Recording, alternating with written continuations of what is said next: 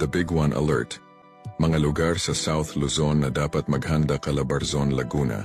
Dumadaan ang West Valley Fault sa ilang bahagi. Mataas ang panganib. Cavite. Malapit sa fault system, posibleng makaranas ng malakas na lindol. Rizal, kabilang sa mga direktang dadaanan ng West Valley Fault. Batangas and Quezon.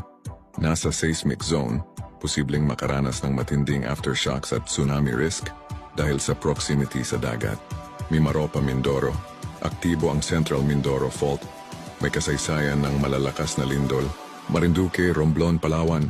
May mga fault lines at malapit sa trench zones. Oriental at Occidental Mindoro. Mataas ang panganib dahil sa active faults at coastal areas.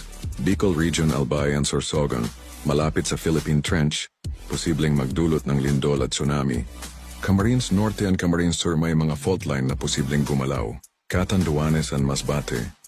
Masbate ay kilala bilang seismically active. Huling gumalaw ang fault dito ilang dekada lang ang nakalipas. Dapat gawin na ngayon. Maghanda ng go bago. Emergency kit, alamin ang evacuation plan ng pamilya. Magpa-assess ng bahay gusali, lalo na kung malapit sa fault line. Makipag-ugnayan sa barangay at LGU. Iwasan ang pagtira sa landslide at fault line areas.